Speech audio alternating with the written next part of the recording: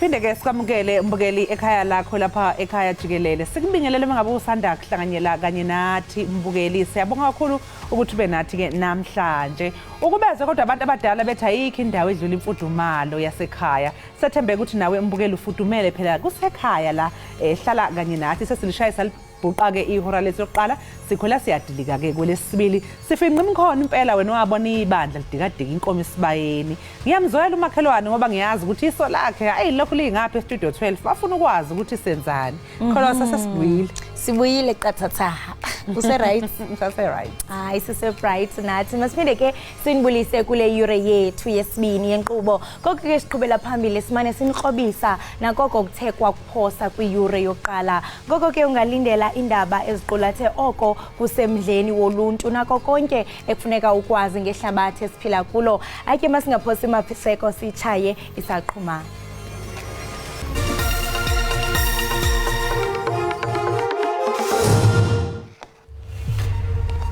Igunya abantu lezotshishiso lithi isicelo sebail sikagqirha Nandipha Magudumana nezakuqala kwinkundla kamantyi yaseBloemfontein ngalentsasa siza kuqhutywa iintsuku ezimbini. Mbukeli sizoxhumana nodokotela uMphopha Latsi oseshiye phansi njengekhansela le-DA emkhandlwini idolobha waseGoli othubuyela emsebenzini wakhe njengodokotela.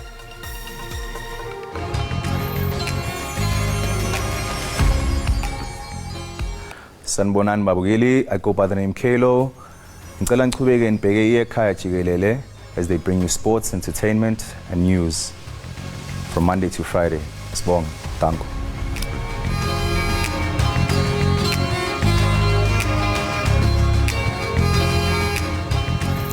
Igunya abantu lezotshishiso lithi isicelo sebail sikagqirha uNandipha Magudumana nezakuqala kwinkundla kamantyi yaseBloemfontein ngalentsasa siza kuqhutywa iintsuku ezimbini. Magudumana ke uphakathi kwabantu abali-12 abatyholwa ngokuncedisa umdlwenguli nowayingumbulali uThabo Bester ukuba abaleke kwiziko loluleko eMangaung eFreystata kwinyanga kaCanzibe kunyaka ophelileyo.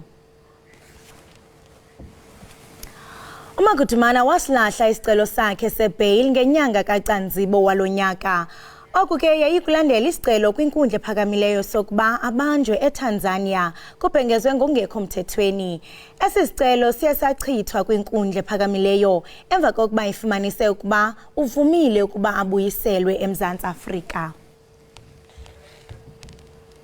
Wasulile njengekhansela le-DA emkhandlwini idolobha waseGoli wabe yimeya kuleli dolobha udokotela uMphopha Latsi. Udokotela uPhalatsi umemezele ukuthi ushiya kwezombusazwe ubuyele emsebenzini wakhe wokwelapha iziguli njengodokotela. Udokotela uPhalatsi waba umuntu wokuqala wesifazane ukukhethwa njengemeya yaseGoli emva kokhetho lohulumeni beyindawo luka 2021 wangena ke ngombimbi lwabaqembu abusa ngokubambisana okukhona kuwo iAction SA, iFF+, iIFP kanye nePatriotic Alliance. Kanti ke usanda kususwa kulesi sikhundla ngoMasingana wanonyaka. Estatementeni sokwesula kwakhe uPhalatsi uthe wamisa umsebenzi wakhe njengodokotela emzamweni yokuletha uguquko emphakathini. Manje ke ukholwa ukuthi sesifikile isikhathi sokubuyela ekusebenzeleni umphakathi njengomelaphi. Okhulumela ke iDemocratic Alliance uDevon Steenkamp uqinisekisile ukuthi cha bayitholile impela incwadi yokwesula kukaPhalatsi. Inkundla ephakamileyo iza kube imamela izicelo zombutho abaqatsi abazimeleyo woMzantsi Afrika kunye ne-One SA Movement namhlanje. Umthetho wonyulo uza kuvumela abaqatsi abazimeleyo ukuba bangenelele unyulo lukazwelonke nolwephondo. Ukunqoba kwenhlangano iNew Nation Movement enkantolo yomthethosisekelo kuphendle indlela yohlelo olusha lokhetho ezovumela abantu abayimele nje bengenele ukhetho. The bill remains fundamentally flawed because it doesn't deliver an equitable electoral system. It's not an electoral system that's going to enhance accountability. It's not an electoral system that's going to give a meaningful role for independent candidates to play in our politics going forward.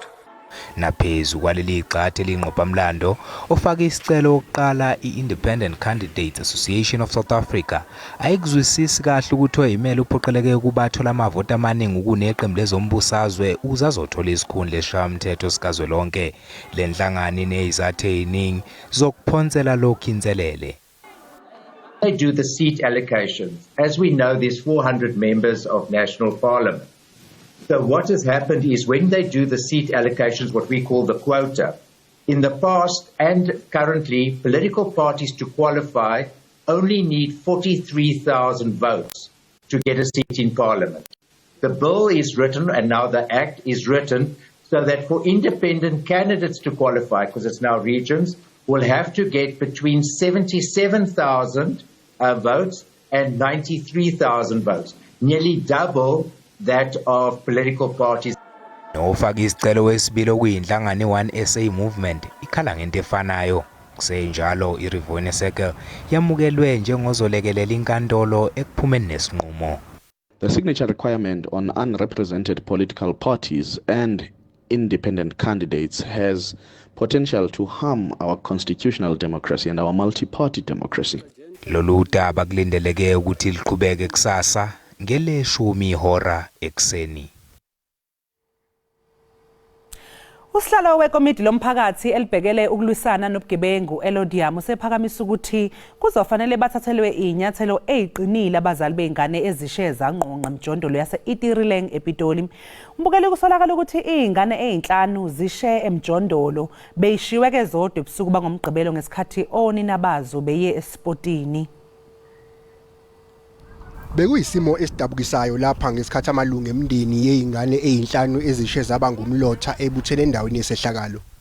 Kusolakala ukuthi abazali bazo bayishiye zodwa ngesikhathi beya endaweni yokucima ukoma. Amalungu emndeni akhungathekile namanje. Gafushane uthi uzizwa enecala kwayena ngokushana kwezingane zakhe. Uthi bahambe bethi bavakashela udadewabo nakhona baze babuya ekseni sebemtshela ukuthi izingane zishe nendlu. Akakwazanga nokuhlonza izingane zakhe uma ifika endaweni yesehlakalo. Omama bezingane sebegciniwe esitokisini samaphoyisa nokulindeleke ukuthi babekwe amacala obudedengu. Ikomiti lendawo leCPF lifuna ukuthi bagwetshe kanzima inkantolo. I made it my mandate with my team to engage with our local SAPS in terms of not just negligence, but in terms of converting this charge as culpable homicide. How do you leave your kids unattended, lock them up, and go to the shebeen for a night of partying? Owengamele ezokuhlaliswa kwabantu eGauteng uhambele kule ndawo ekseni namhlanje.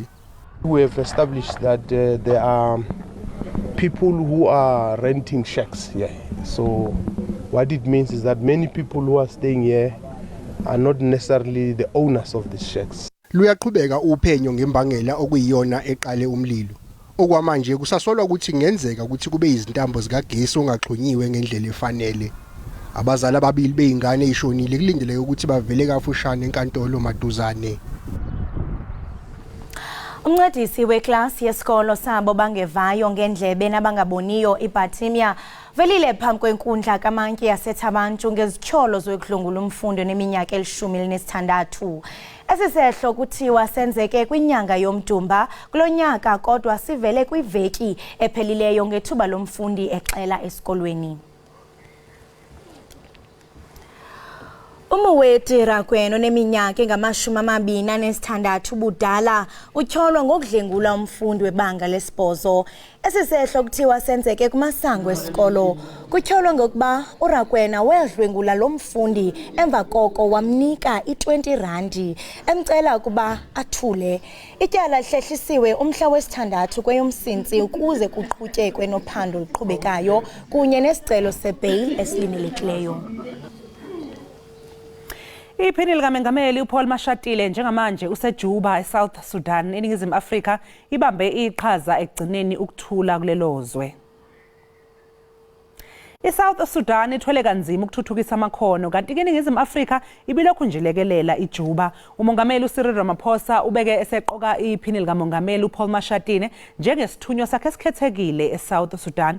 Ukuvakasha kwakhe ke eJuba kuza ngesikhathi lapho phela kulindeleke ukuthi lelozwe libambe ukhetho ngaphambi kokuphela konyaka. Kanti ke umbukeli uhulumeni waseSouth Sudan udonsa kanzima ke ukwazi ukumelana nababaleki selokhu kwaqala impi lapha ya eSudan.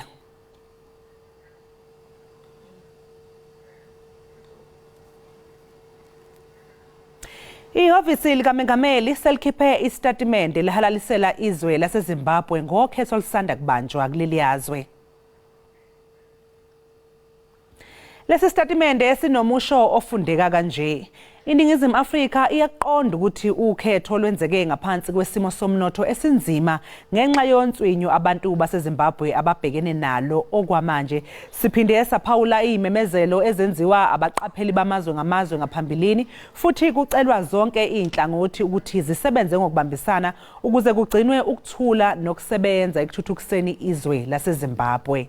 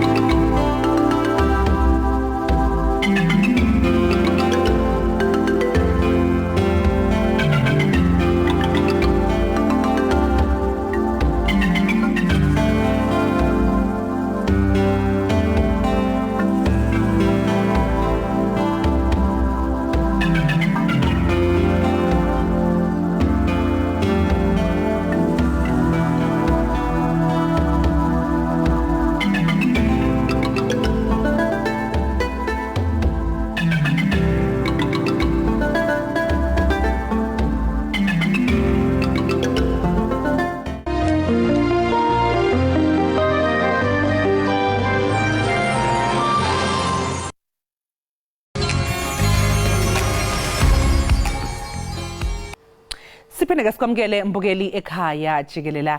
Njengoba nje bese kubikelile mbukeli ngodaba lokuthi udokotela uMphophalatsi wesulile esikhundleni njengamanje ke sesixhumana naye ngohlelo lweZoom malungana nokwesula kwakhe. Dr. Mpho, welcome to Ekhaya Jikelele. Greetings and thank you so much for being with us and joining us this morning. Thank you for having me. Why do you feel that you will make a better, meaningful contribution elsewhere, as you stated in your resignation statement? Well, the council that I joined in 2016 is very different from the city council that I find myself in now. It has degenerated. It operates almost as a circus. There's not even a semblance of professionalism in the space. And it's been progressive, it's been worsening, and unfortunately there's no sign that it will be turned around anytime soon. As a professional, I find myself frustrated. Many officials in the city also express the same sentiments. They are frustrated with what is happening currently in the city, and they would really like to get help. Unfortunately, we've got an opposition that's quite fragmented. The bloc cannot seem to work together effectively to either challenge or oust the current administration. As a professional, I feel it's better to channel myself differently as a resource and continue to serve my country. Yes, Dr. Mpho, as you're mentioning, lack of professionalism in the council is one of the reasons why you resigned. What about, I wanted to understand also as well, if we should rule out another reason being that black leaders in the party are not treated equally as their white counterparts. Would you agree with this statement or would you differ? First of all, I've not resigned from the Democratic Alliance. I have resigned from my role as a city councillor in the Johannesburg City Council. So I don't want us to conflate the two issues. I need to bring that clarity. Okay. So no, I'm still a member of the Democratic Alliance. I will remain an activist in the DA. And I will just, in terms of my work, I will channel myself differently as a resource. So I understand if you're saying you're still the member of the DA, then it means then you will be campaigning for the DA in the 2024 general elections. Well, I'm going into the field of medicine. I tried to do my medical work while being in council. It has become increasingly difficult. As you understand the nature of my field of work, it can be quite erratic, there can be emergencies, unpredictable. So it will be difficult for me to commit myself in a more formal role, but yes, I will assist where I can. So as you are going back to your medical career, I can just imagine how you are feeling because, I mean, it is your first love after all. And I am sure that you will feel fulfilled in that field where you'll be helping people. Because I understand that your reason for joining politics, you said you were trying to contribute into the rebuilding of the country. So I guess you'll still be doing and contributing towards the country now in a form of just helping people. Oh, absolutely. I'm elated. I'm excited to be wearing my scrubs again. But more than that, I'm really excited to be going into a professional field with people who are colleagues, who are professional, who respect the ethics of the profession. I'm really excited to really be moving into a space where I can feel like I'm growing, I'm honing my skills, I'm preserving my skills, and hopefully I can bring those skills back into public service in the near future. So is this the end of the political career, or maybe if there were to be changes in the council, you might consider in the future coming back to politics?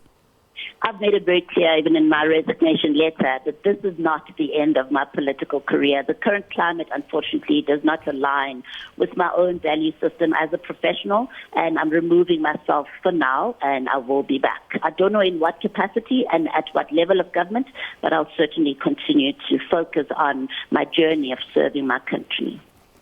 Thank you so much, Dr. Mpho Phalatse. We wish you all the best. We know you're going to rock it in the medical field, and so we just wish you all things good, and hopefully we'll see you in the future in terms of the politics, because we still believe that there's a lot that you can still contribute, especially being a woman in Women's Month, and Happy Women's Month. Thank you so much, and Happy Women's Month to you too. Thank you so much, Doctor. Mbukeli ke lo besixoxisana naye uDokotela Mpho Phalatse. Sixoxisana naye ke mayelana nokwesula ke esikhundleni lapha esikhundleni sakhe lapha njengemember noma ke ilungu lomkhandlu walapha yana ke eGoli. Uyasho ke naye ukuthi cha akayishiyile iDA, usalilungu nje leDA, kuukuthi nje njengamanje ke useyahamba ubuyele emkhakheni wezobudokotela okuwumkhakha owuvela uthando lwakhe lokuqala. Echaza ke izathu ukuthi ukungabe bikho kokusebenza kahle lapha emkhandlwini ngokwesingisi ke ethi nje i-lack of professionalism yiso ke isizathu esikhulu esimenze ukuthi ke athathe lesi sinqumo, kodwa uyasho ukuthi hayi cha akuphelile ke ngaye kwezepolitiki, sangambona ke esikhathini esizayo ephinda ke futhi ebuya njengamanje mbukela sithi qhu eyitolo siyabuya emva komzuzwana.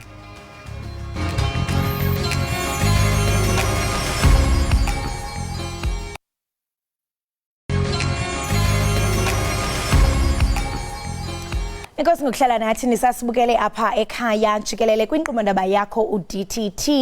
Izazi Clothing lishishini lowasetyhini osuka kwilali yaseTsomo eMpuma Koloni. Lo mzimveliso ke wempahla wasekwa ngonyaka ka-2018.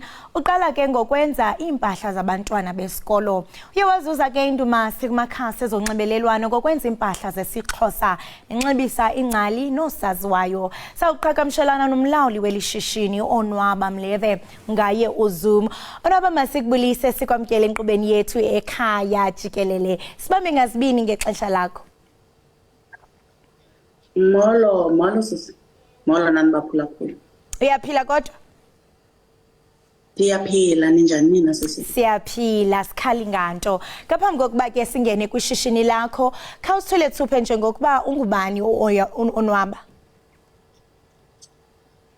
Okay, uOnwaba yintombi yaseTsomo kwilali yaseKhuse. Ndikhulele khona ndafunda eKapa up to grade 12. Then from there ndaya eJoburg uyokufunda further. Then after ndiye ndafunda eJoburg ndiye ndaqalisa ke usebenza kwi-company ezi-different, because ndisebenzile for uLancet, ndisebenzile for uMedicross, ndasebenza for uDeloitte ebengokuvela kwezi company bendizisebenzela. Then ngothando of making an impact ndiye ke ndaqala i-NPO The Ark Foundation eKuruleni. I-NPO eyayisenza i-extramural activities and extra classes kwii-no-fee schools.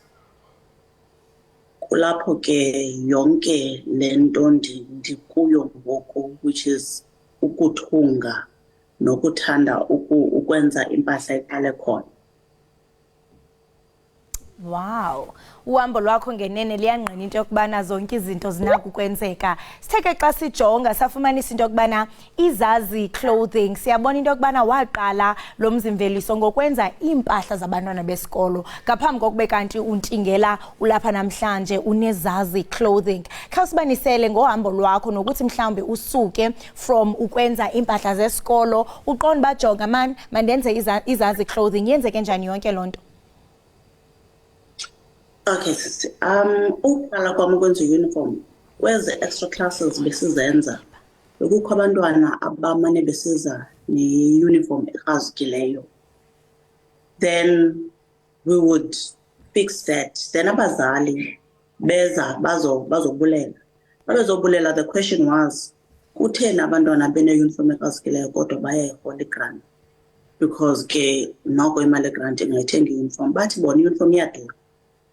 Then ndabuyela emva to do my homework. Ndabona nyani i-prices azenzi sense. Then ndaqala uthetha no-principal uba ndicela ukusuplya i-uniform. Then ke sasingekabi nazo nee-machines or anything. O-principal bathe xa bendibona uba bayayivuyela le nto. Ndaqala ke ubhala ileta sicela uncedo. Sancedwa ngo-turnover an engineering company eseJoburg yasithengela imitshini eyi-20. Satraina oomama baseGoruleni senza i-school uniform. Ukwenza kwethu i-school uniform i-demand iye yanyuka because ii-prices ngoku besezifikeleleka. Sasuplya nezikolo zaseMpumalanga. Then xa sendiyibona uba iyakhula le nto ndaqonda uba hayi man makhe ndi-expande. Xa si-expanda, it didn't make sense uku-expanda apho bendikhona ngoba ndandifuna ushiya the project iqhubeka phaa yesikolo. Kodwa mna ndibuyele ekhaya to create imisebenzi. Ngelo xesha i-Eastern Cape ibi-the lowest kwinto yabantu abangenamsebenzi, ibiyeyona inabantu abangenamsebenzi. So ndaza ke ndamuvela apha ephondweni. Umuvela kwam apha ephondweni, my husband naye ebesemuvile kweli cala. Saqala ke sakhangela indawo yosebenzela. Kwabe kukho ifactory eyayivaliwe, ifactory eyayinabasebenzi aba more than 500. Siye ke sahlanganisa nomyeni wam uba sizama uthenga le factory sizokwazi ukuvula le misebenzi besisithi sifuna uyicreata ngokwehla kwethu. Sayifumana ke yaba segcuwa. Ukuba segcuwa kwayo i-uniform yona sayishiya isenziwa eJoburg because besingafuni ke ngoku sesithatha le project seyiqalile simke nayo. Kulapho ke sesadecide uba masiyivule ngoku as a company, not as an NPO. Sasuplya ke i-PPE, not just school uniform. Sasuplya i-PPE, general uniform, hospital linen, and impahla. Saqhubeka ke sisuplya i-PPE. Then ndaba pregnant. Uba pregnant kwam iButterworth yaba kude for uba ndimane ndivuka ngeButterworth from eMonti. Ndaqalela umyeni wam uba wena khawuhambe uye umane uvuka eButterworth, mna masivule something apha eMonti that will keep me busy kweli cala. Uthando lempahla ke it's always been in me because bendifika eshophu ndifika into ndiyithanda qha ndiqonde yazi ngeyintle uba ibi-edwe into ethile nento ethile. So bendifila uba xa ndiyithenga injengoba injalo ayindifanele ngale ndlela ndiyifuna ngayo. That's when ke ngoku savula ifactory nje eMonti and ndathi asizuthunga PPE or uniform ke kule yalapha eMonti, funeka sithunge impahla. What I did, njengoba besingathunga impahla bendithungela mna ndedwa. Then I posted all the clothes endizithungileyo for mna and mostly bendithunga impahla zesintu for mna. Then everyone wazithanda ezi mpahla. then I saw an opportunity that I wasn't aware of, because mna bendizithungela nje izinto that I love and I'm comfortable ukuzina. Uthe ke ngoku into ubona uba wonke umuntu uyazithanda impahla, kwaye ndaqala apho ke. And it was fun because creating into entsha every day, an exciting design and everything, to me it made me, I think, excited every day.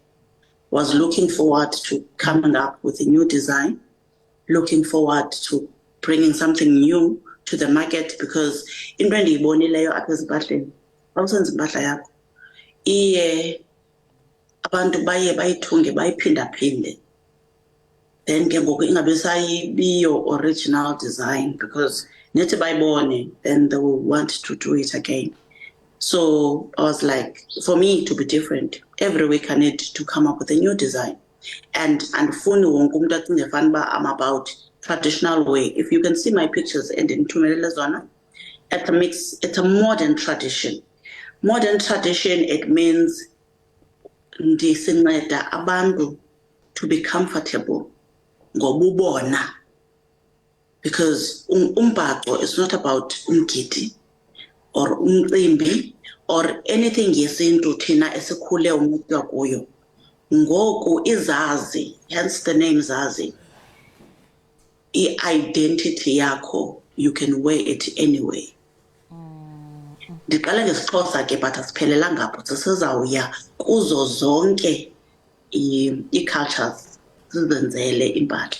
Ndiyayithanda le nto itshoyo eyokubana uthi zazi, know your identity, and uyazi kaloku i-identity yakho unxiba, and ndiyayithanda le nto itshoyo into yokubana awaziwa kuphela ngombhaco, kodwa uyazama into yokubana uhlanganise i-modern tradition kuphume ubuhle bobumbejembeje sibubonayo. Hayi, siyabona ii-pictures zintle kakhulu, ziyangqina into yokubana umsebenzi wezandla zakho mhle kakhulu. Ndiyaqonda wena into yokubana mhlambe zikhona ii-challenges okanye imicelimngeni njengomntu ohlala ezilalini oye uhlangabezana nazo, ingakumbi kweli shishini okulo. Ingaba uzama njani ugcina ishishini lakho likhula, urelevant? Sentsho ngoku sikwi-era ye-social media, abantu bayazijonga izinto ku-social media bazithande, but I mean, you don't only want to be relevant kweli xesha sikulo ngoku, but in 10 years, in 20 years, usafuna mhlambe kuthiwe Zazi clothing. Yintoni oyenzayo differently uqinisekisa into yokubana use-relevant kwaye ishishini lakho liyakhula ngokukhula?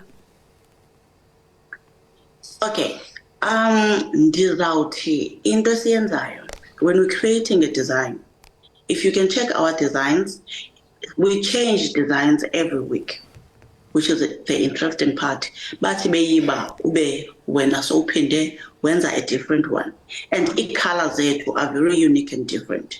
Umbhaco busaziwa nga-4 colors, like red, black, cream, white. But now when you check Zazi colors, nomuntu unyabephi, everyone knows it's Zazi. Singekafake ne-branding or ungekaboni kwanto, the colors, they speak volume. However, as much as i-colors speak volume, we sizama, yabona ngoku wonke umuntu is trying to go back to their roots, ububona babo. So nathi as we create, we evolve, but singayishiyi ola hlobo oqale ngalo umbhaco. That way, in 20 years' time, abantwana, isizukulwana sethu, will say, Zazi clothing, kwakuqala kwanyatywa kanje. So now we are making a mark, uba umbhaco uqale kwisikhakha, which nangoku asisikhuphanga, as we busy creating new designs. See part yethu. That means history. Umntana xa kuvula i-pictures zesintu. Let me speak about uSiphosa. Babona isikhakha, abone how the clothing evolved. We will always be that part of history, because modernizing umbhaco, but singabushi ubuthina yenza, I'll say we're creating history actually. creating history kanye apho ngaphambi kokuba nje sikuqhale wena mntasekhaya ndiyafuna into yokubana umuntu ofuna ukukulandela afuna ukukuxhasa xa ibona le misebenzi emihle uyenzayo ukufumana phi? Usifumana ku Facebook we are Zazi Clothing Factory, Instagram Zazi Clothing Factory, ku WhatsApp 063 477 4893. Abalapha ephondweni or abazileyo bazovisita ishop yethu ise number 28 Brill Street, Arcadia. We are next door to Utapaway. Then our factory, because there's those special orders, is funa uba tailor make. Abo baza straight to the factory and number 23 Hill Street in the CBD yalapha ephondweni eMonti. Masibambe ngazibini onwaba ngexesha lakho kwaye sikunqonelela okuhle kodwa kwishishini lakho iZazi Clothing. Enkosi kakhulu sisi. Right, enkosi nangexesha lenu. Sikubulela thina. Right, Mukeli Ekhaya Jikelele lo ke besincokola naye nguye uOnwaba Mleve ongumsunguli weZazi Clothing esixelela ke ngeshishini lakhe lokuba kaloku niyayazi ukuba sininika iqonga gxebe kumashishini asakhasayo. Masithi qhwi evenkileni siyabuya ngayindawo.